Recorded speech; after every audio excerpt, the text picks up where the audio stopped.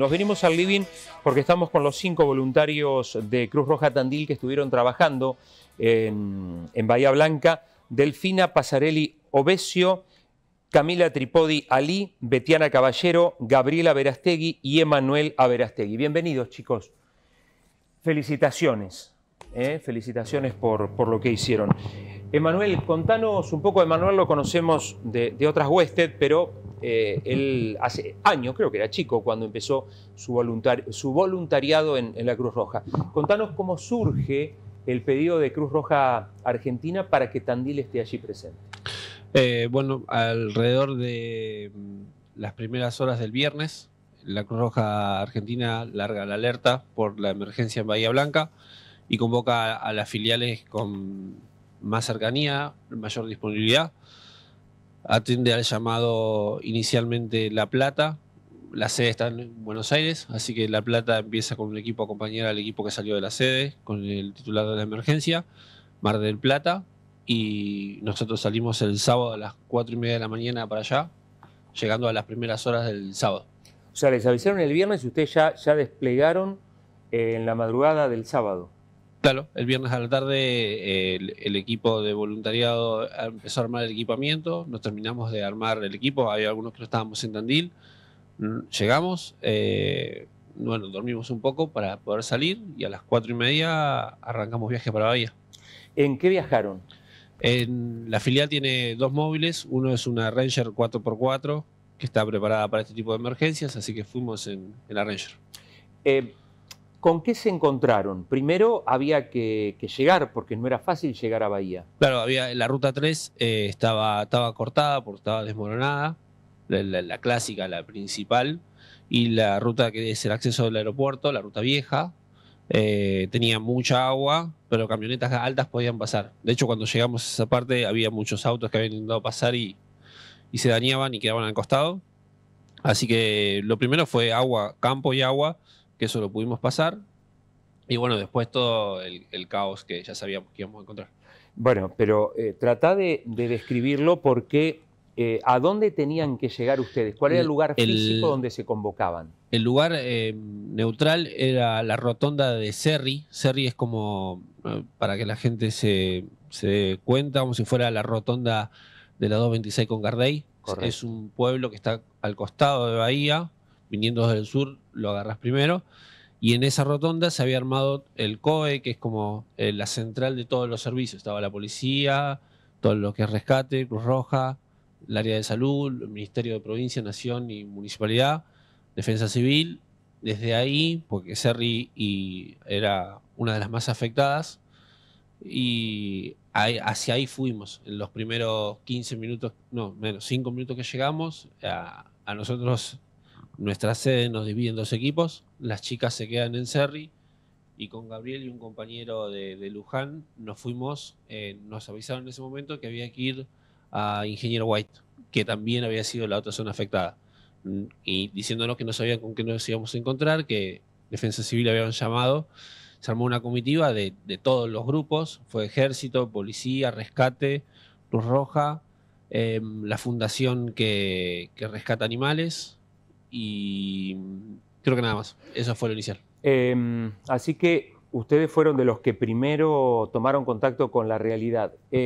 Contame con qué se encontraron ahí en Ingeniero White. Ustedes estaban, a los 5 minutos los mandaron para allá. ¿Con qué se encontraron, Gabriel?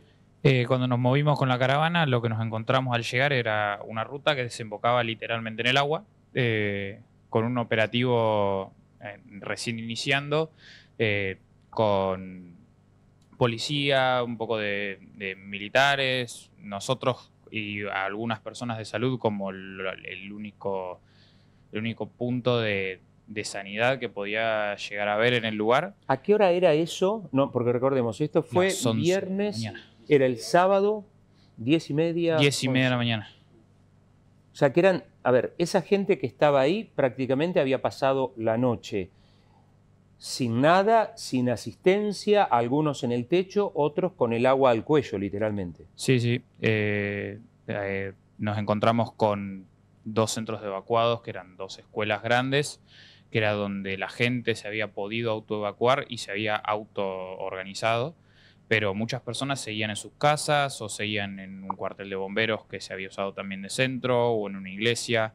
La gente buscaba las zonas altas, pero muchos no querían salir de sus casas. Con esa realidad se encontraron también. Sí, sí. Gabriel, ¿y cuáles fueron las primeras asistencias y cómo se organizaron? Porque me imagino que, tenían algo de material que llevaban ustedes, pero era escaso para semejante realidad. Sí, nos encontramos con muchas heridas que teníamos que curar, muchas curaciones de raspones o cortaduras de la gente que entraba a sacar a las personas o de las mismas personas que caminaban en el agua y no se veía lo que había abajo.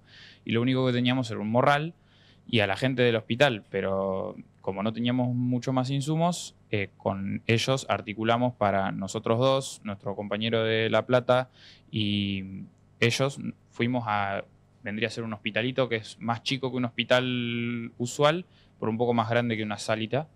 Y llegamos literalmente a pie, con el agua prácticamente por la cintura, y esta organización que salva animales con un gomón, con semirrígido, a literalmente sacar los insumos que se habían salvado. O sea, ustedes fueron hasta ese centro de salud, digamos, más grande que una sala, más chico, centro de salud, me imagino. No habría nadie, ahí me imagino. No, la mayoría estaba cerrado con llave las habitaciones, porque la gente al ver que subía el agua, para evitar que se perdieran las cosas, trataba de cerrar la puerta, pero muchas veces el agua hacía ceder las puertas y teníamos los insumos que podíamos llegar a necesitar de mínima para atenciones primarias urgentes. O sea, que entraron, digo, me suena a un escenario de guerra. De película de terror. O sea, ustedes entraron ahí y trataron de sacar los insumos que podían sacar. ¿Te acordás qué había, qué pudieron rescatar? Sí, prácticamente cuando llegamos nos dijeron algunas de las necesidades, entonces cuando entramos fuimos con cosas para buscar.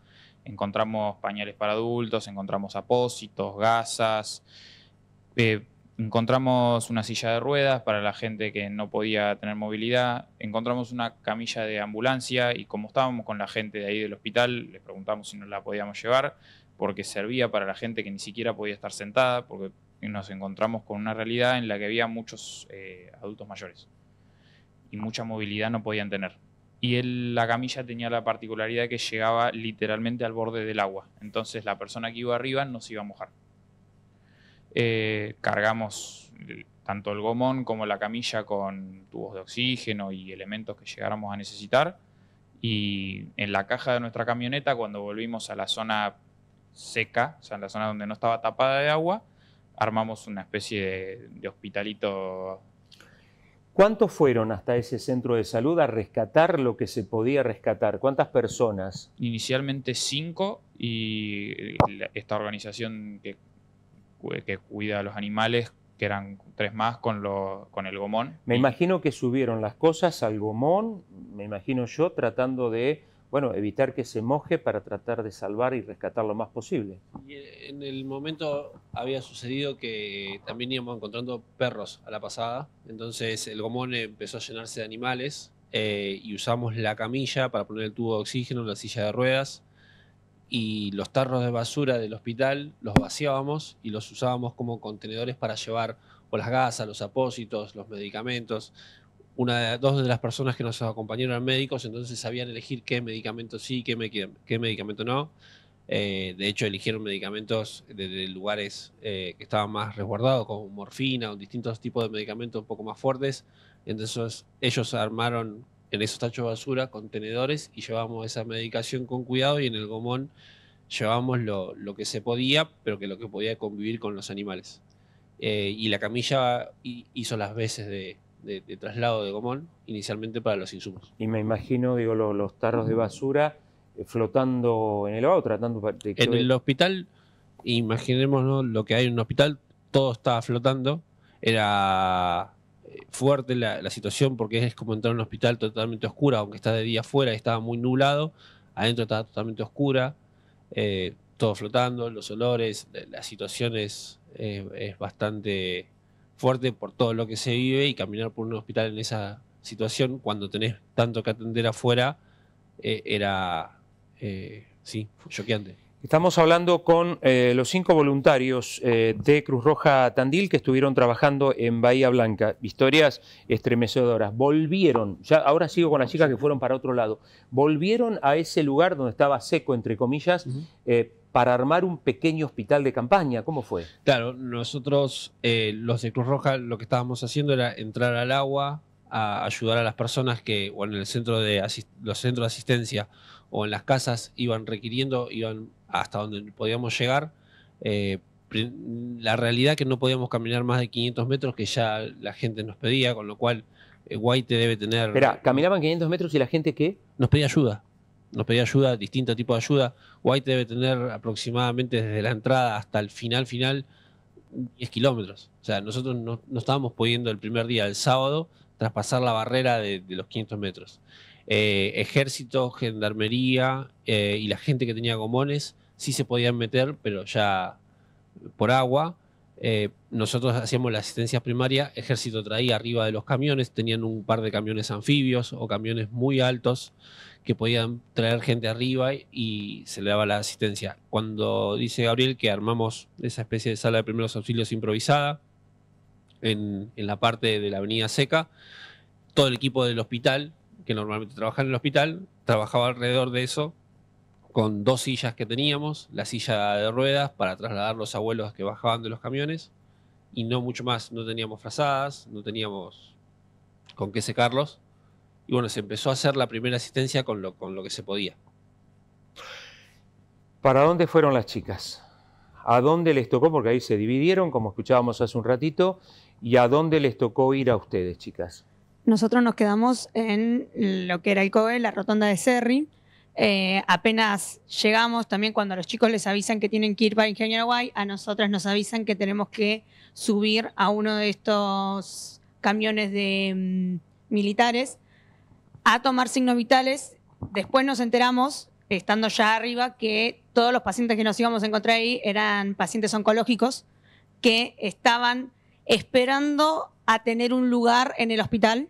Entonces, a nosotros, con el insumo, nosotros llevamos desde Tandil 2 morrales, uno fue Paraguay. Perdón, ¿qué es un morral? Un morral vendría a ser el bolso en el que nosotros tenemos todos los insumos. Entiendo. Bien, y teníamos uno nosotros, otros chicos, y con los que teníamos que tomar los signos vitales y un poco elegir, no sé si elegir, sino como con el criterio, claro, con el criterio que teníamos de decir cuál es el que aquellos que necesitaban llegar urgente al hospital y quiénes eran los que quizá podían esperar ese tiempo para poder llegar. Y esos pacientes oncológicos, porque dicen ustedes que no sé si todos o la mayoría eran pacientes oncológicos, que habían sido derivados de un hospital, ¿dónde estaban esos pacientes originalmente? Que estaban todos juntos. Eran todos de Cerri. Eran pacientes que estaban en Cerri que habían sido evacuados ya sea desde su casa o desde alguno de los centros de aislamiento que estaban, de evacuados que estaban ahí, que eran el cuartel de bomberos y una escuela. Entonces eran esas con sus acompañantes, pero venían de esos lugares. Ustedes tenían que decidir quiénes iban a ir a un hospital y quiénes no. Digo, hospitales que estarían colapsados además. Claro, todos iban a llegar al hospital, solamente que era quienes necesitaban un traslado urgente en una patrulla, en este caso, porque las ambulancias también estaban colapsadas, y quienes podían esperar lo que era el traslado en los Unimog del ejército. ¿Y cómo estaban, digamos, qué se encontraron en cuanto a cantidad de gente con signos vitales complicados para tener que ser trasladados con cierta urgencia? Y, a ver... La mayoría. La mayoría, porque no solamente el hecho de que eran oncológicos, sino el hecho de que muchos perdieron la medicación, eso sumándole al frío que se tenía. Ahí fue más que nada, nos encontramos con un paciente que había tenido una serie de convulsiones, entonces empezamos por ahí y también era como la decisión que se tuvo que tomar en un momento dado de decir, no puedo usar todas las patrullas porque quiero que todos lleguen al hospital, pero tengo que tener este criterio de que todos van a llegar en algún momento. ¿Quién es el que más urgentemente necesita? Y ahí además ustedes, además de la cuestión física, me imagino la contención emocional que tendrán que hacer, que habrán tenido que hacer que además están preparados para eso. ¿Con qué realidades te encontraste? Y De ahí- lo emocional. Sí, ahí antes de entrar, todo esto fue antes de entrar a Cerri. Ahí encontrabas la gente que salía y los familiares que entraban, buscando a los familiares o a los seres queridos que tenían en Cerri, porque obviamente que para ese entonces la señal era nula, Señal de celular, nada. para nada. O Entonces, sea, no podían saber los familiares si alguien quería llamar a un familiar que estaba, no sé, a 3 cuadras, no había forma. no había forma, y lo que tampoco había forma en ese momento era de tener un listado real de la gente que estaba en los centros y quienes estaban evacuados en su casa, porque obviamente que uno quiere sacar gente y el ponerse a anotar, decir quién sos, todo eso, es algo que lleva un tiempo que no se tenía en el momento de la evacuación. Se entiende. Entonces, la gente, la realidad es que la única respuesta que se le podía dar era entra y recorre los centros y fíjate si están ahí. Entonces, eran los policía y militares habían puesto sus camiones, los grandotes, los Unimog, para llevar a la gente, lo dejaban en lo que era la estación de bomberos y de ahí cada uno se arreglaba como sí, podía. iba decidiendo. Recordame tu nombre. Delfina. Delfina Pasarelli Obesio. ¿Y le pasás el micrófono a? Sí, a Camila. Tenés micrófono, Camila. Camila Tripodi Ali, ¿con qué panorama te encontraste ahí, Camila? También la gente estaba desoladísima. Estuvimos con Betiana, estuvimos atendiendo una situación también bastante impactante de una madre que estaba completamente en shock, que no podía encontrar a su nene de 5 años. ¿Eso adentro de Cerri? Esto, sí. La mujer había estado toda la noche entrando y saliendo de Cerris, intentando encontrar a su hijo y a la abuela de su hijo. Para cuando llegó hacia nosotras estaba completamente en shock. Ella, a ver, ¿a qué hora era eso aproximadamente? Estamos hablando del día sábado. Esto ya eran las 12 del mediodía, más o menos. ¿Y desde cuándo no encontraba a su hijo? Desde antes de la inundación. Ella se había salido a trabajar, dejando a su hijo con la abuela. Ocurrió la inundación y desde que ocurrió no los había podido encontrar. ¿La abuela y el nene estaban en la casa de ella? Están en la casa de ella, sí. ¿Llegaron ustedes y esta, digamos, con qué se encontraron? ¿Esta mujer? ¿A qué le llamás estado de shock? Ella estaba completamente ida. Lo único que podía repetir era: no encuentro a mi hijo, tiene 5 años, no lo encuentro, no lo encuentro. Cada vez que aparecía un niño que gritaba, ella se daba vuelta automáticamente, casi que no nos hablaba y nos costaba mucho sacar la información. ¿Qué hicieron ustedes? ¿Cómo siguieron?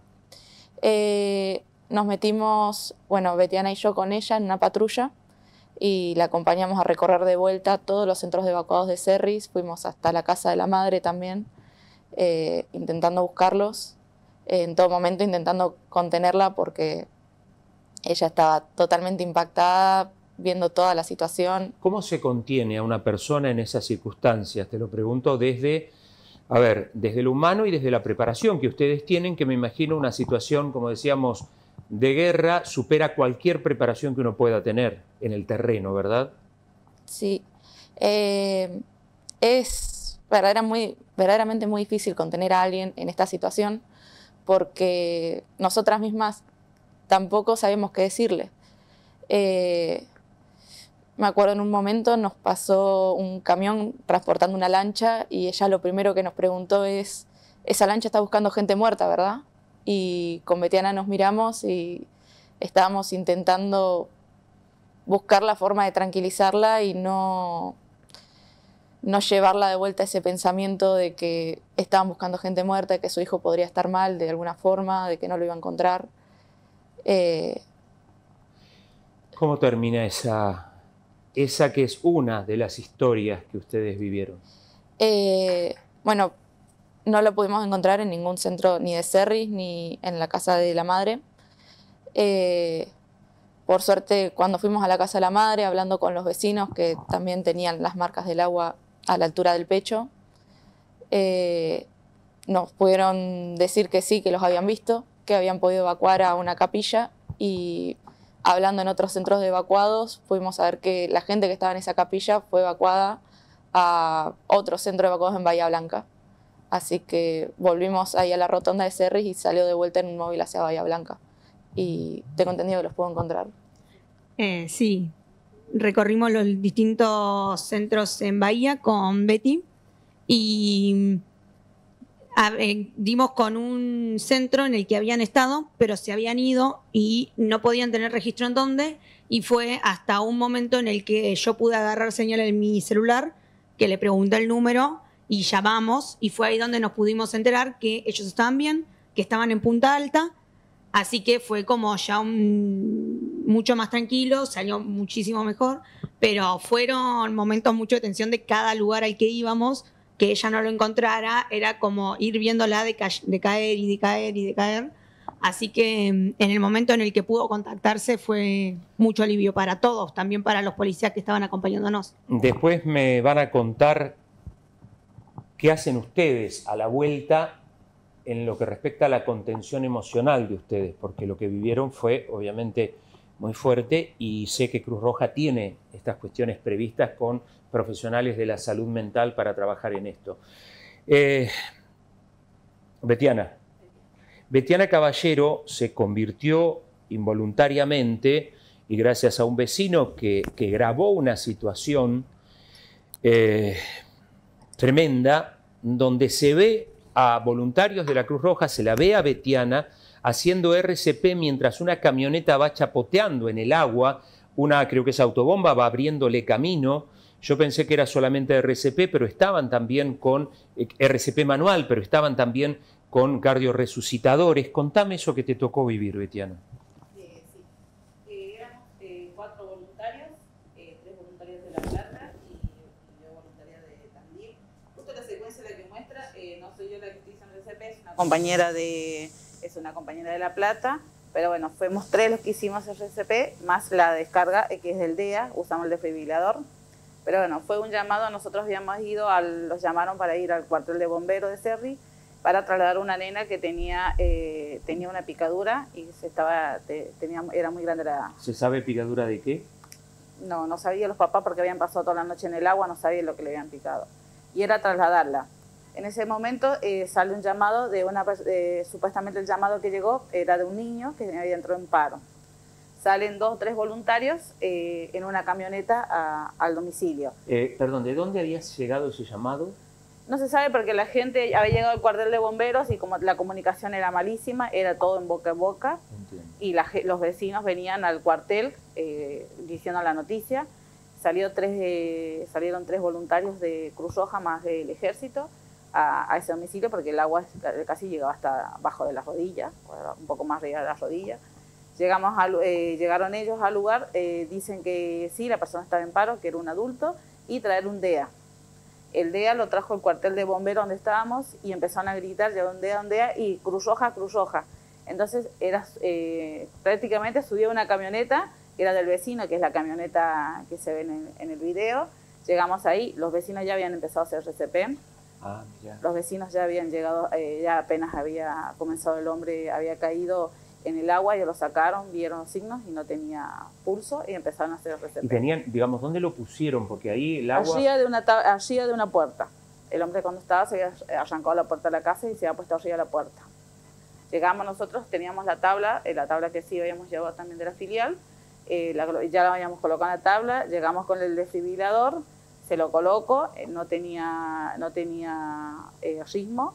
Así que seguimos haciendo RCP y a las 2 descargas vimos que la persona no volvía y fue la decisión de tomarlo y subirlo a la camioneta. Perdóname, para hacer las descargas tiene un DEA, que muchas veces Iván Britos nos ha enseñado cómo se trabaja con un DEA acá.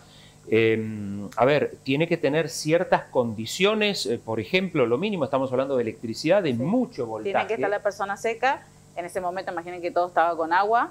Buscamos una remera de alguien que estaba seca y la tratamos de secar y subir a la camioneta. Pero si van en el video, el agua rebalsa la camioneta. Era secar en ese momento, uno va haciendo RCP, el otro va viendo el DEA, escuchando porque no se escuchaba lo que decía el desfibrilador por la bulla por la sirena de los cuarteles del bomberos que llevaban adelante, más el agua. El DEA va, digamos, hay una voz que va contando Exacto, inclusive el estado del paciente. Va contando el estado del paciente y cuándo se hace la descarga, porque ese era un DEA. Hay uno que es DEA y otro es DESA. Este Claro. DEA lo que hace es que hace la descarga, dice 1, 2, 3, descarga. Y ahí hay que despejar. Hay que despejar y nadie no- puede estar tocando el Nadie paciente. tiene que tocar el paciente y tiene que estar seco. Y nosotros éramos 4 arriba de una camioneta, la persona también era una persona grande, entonces teníamos muy poco espacio y teníamos que estar seguros Era la que... caja de una camioneta. caja Enano de una camioneta. puso varias veces las imágenes.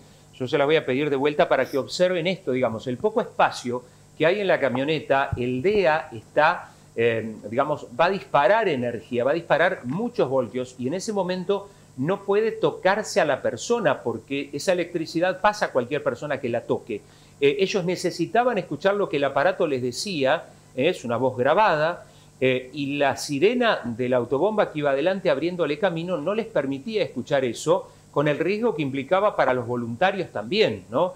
Esa imagen realmente, te digo que la veo y me conmueve, porque debe haber sido para ustedes ese momento y el después. Exacto. Ahí se hizo 2 descargas más hacia la camioneta porque la persona no tenía ritmo y marcaba el desfibrilador que había que seguir haciendo y marcaba la descarga. En la 4ª descarga, que ahí sí, yo estaba haciendo RCP, veo que la persona cuando hace la 4ª descarga, el desfibrilador los dice no se recomienda descarga.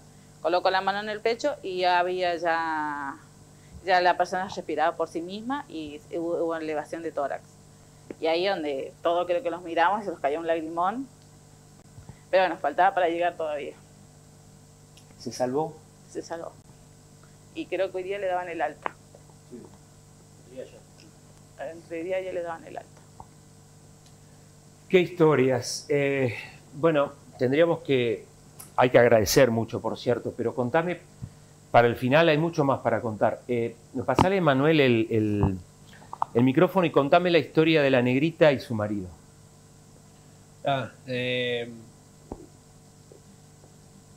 Cuando ese camión anfibio que tiene el ejército, uno lo ve de frente, parece un barco con ruedas.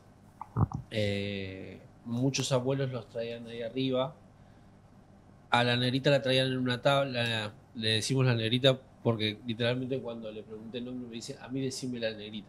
¿Qué edad tenía? ¿Cómo era físicamente? 89 años tenía ella, 1,50 m aproximadamente. ¿1,50 m? 1,50 m, así muy se lo juntan, muy peque. La bajan del camión. Nosotros la camilla que habíamos sacado del hospital era lo único que teníamos para estar horizontal y es lo que usábamos para recibir la gente o sacar gente del agua. Ya eso eran las 4 de la tarde más o menos. Viene ella, Beba, en la silla de rueda, que es un abuelo de 85, amigo del matrimonio, y viene él, del cual no me acuerdo el nombre. ¿Quién es él? El marido de la negrita, 90 años, acompañándola. Bueno, llegan, los ponemos ahí en la camilla, se queda al lado y vemos que él está descalzo. Hace mucho frío. Ahí estaban secos, no había agua. No había agua. Estamos al lado de la camioneta de nuestra filial. Ya estábamos en la zona donde se le hacían las curaciones. No tenían curaciones para hacer. Lo que estaban esperando es que viniera la sobrina de Bahía Blanca a buscarlos. Ella estaba por ahí con menos energía, estaba más tristona, pero estaba bien, medio como que se tendía a dormir. Y él la alegraba todo el tiempo, de una manera... 90 años. 90 años. Con un estado de ánimo impecable. Lo queríamos convencer todos, los que estábamos ahí, de que se calce, y él decía que no, que estaba curtido. Y todo el tiempo haciéndole chistes. Me empezó a contar la historia, dice, hace 70 años que me enganchó. Imagínate que si va a necesitar poner zapatillas, y todo el tiempo intentando levantar el ánimo. ¿Cuánto hace que estaban juntos? 70 años. Y le decía, mirá el trabajo que le estás dando al chico. Bueno, yo tenía conversación. El chico eras vos. El chico era yo. Yo queriéndole mantenerla conectada, le decía, bueno, imagino que ahora tu sobrina se va a poner la 10 y te va a hacer unos fideos a la noche. Y me dice, sí, seguro que sí. Y le digo, bueno, me tenés que invitar porque hace frío. Así que comemos todos juntos. Y sucedía esta situación donde vos lo veías a él como muy comprometido en que ella estuviera bien, y cuando ella medio como se dormiteaba, él apelaba a pelearla desde el amor. Y en un momento yo pensé que era la sobrina y no, era una médica del lugar. Le toca el hombro, se lo lleva más allá. Yo me quedo hablando con ella por esto de los fideos y cuando veo que se lo lleva, lo abraza y cuando lo abraza él se pone a llorar. La médica lo abraza. La médica lo abraza. Y él rompe en llanto. Cuando rompe en llanto, yo trato de seguir hablando con la nenita para que no lo vea. Y lo más fuerte en ese momento es que él se incorpora de vuelta, se seca las lágrimas, viene hacia nosotros de vuelta y se pone a reír, como si nada estuviese pasando. Ahí entendí qué es lo que él estaba haciendo, la fortaleza que él estaba teniendo. Al ratito llega la sobrina, se sube Beba, que era la que mejor estaba en la silla de ruedas. Él se sube al lado de Beba y a la negrita había que subirla al auto. Claro, la camilla es alta, tiene más de 1,60. No llegaba a Beba sentándola y... 1,50 Beba tenía. Básicamente, entonces le digo, vos abrazame a mí. Y yo tenía que agarrarla y meterla dentro del auto con cuidado, por luxaciones, porque ya tenía sus 89. Si bien estaba bien, había que tener cuidado. Le digo, vos abrazame como yo si fuera tu nieto, que no te voy a soltar.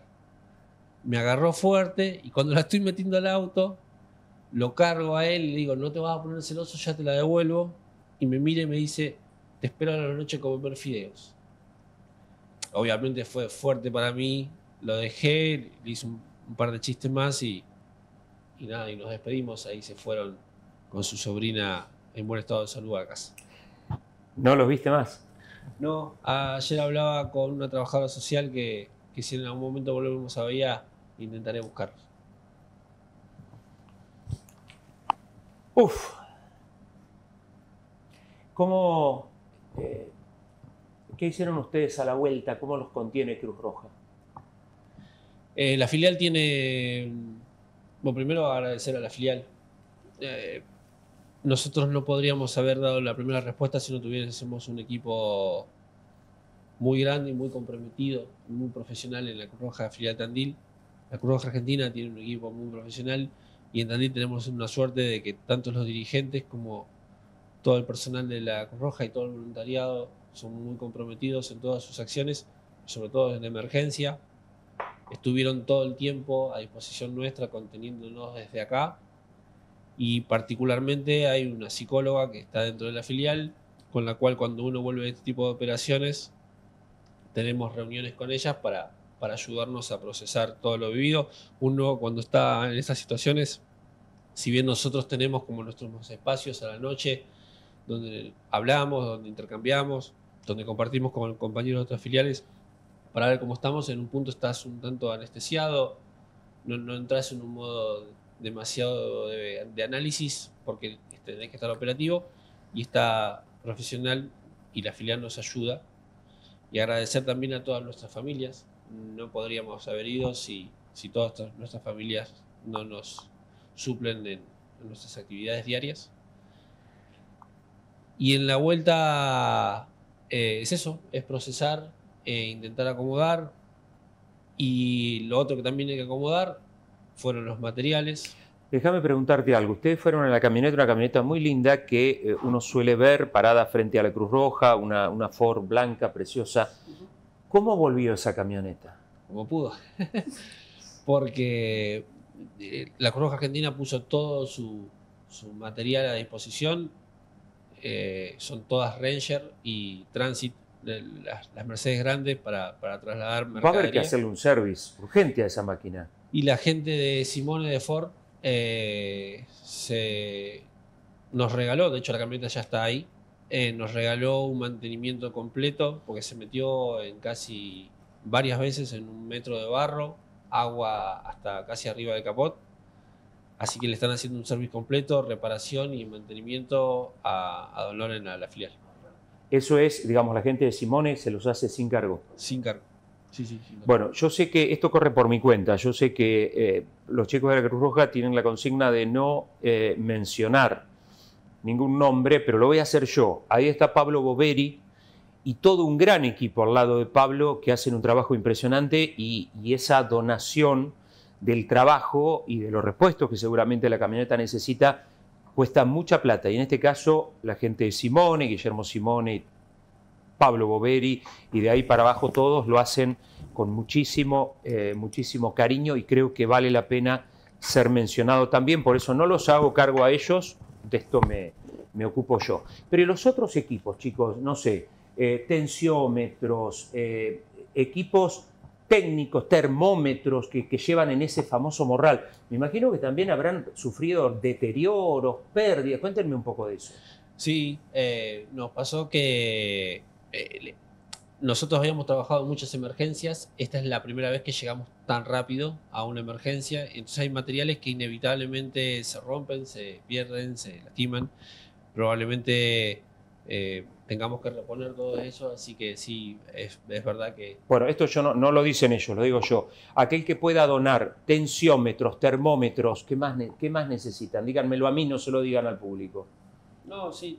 Tensiómetros, termómetros, oxímetros, gasas, esos aparatitos que van en el dedo para medir la cantidad de oxígeno que hay en sangre, que lo usamos mucho para la pandemia. A lo mejor quedaron en casa, que no se utilizan, quedaron como nuevos. La gente de la Cruz Roja les puede dar algún tipo de buena utilidad. Gasas, elementos que tienen que ver con esto, con los primeros auxilios. Así que, Iván, ¿quieren decir algo? No, creo que no. Tensiómetros, oxímetros, termómetros, gasa, todo lo que se necesite para primeros auxilios, para que la filial de la Cruz Roja Tandil pueda reponer todos estos elementos, va a ser bienvenido. Ustedes saben, y si no se lo contamos, la filial de la Cruz Roja está en la calle San Martín al 452. 452, está acá a la vuelta del Eco. San Martín 452, mitad de cuadra, mano derecha, ahí está la Cruz Roja filial Tandil. Queremos también a todo aquel que quiera colaborar con la causa, independientemente de que está buenísimo que pueda donar lo que sea con cualquier institución que le inspire confianza. En el caso de la Cruz Roja, en sus redes sociales de la Cruz Roja Argentina, están en el link con el alias para que puedan donar. Con ese dinero la Cruz Roja va a seguir trabajando en Bahía de manera incansable hasta que se recupere. ¿Se imaginan la cantidad de mensajes, decenas y decenas de mensajes que han llegado mientras charlamos? Nosotros vamos a tratar de leerlos antes del final del programa. Gracias por venir y gracias por todo lo que hicieron. A ustedes. Gracias. Son 5 voluntarios de la Cruz Roja filial Tandil que acaban de llegar de Bahía Blanca y estuvieron ahí desde el primer momento. El agua llegaba, tapaba a la gente. Ellos estuvieron ahí cuando el agua llegaba al cuello, literalmente, al cuello, al pecho. Ellos estuvieron ahí en ese momento.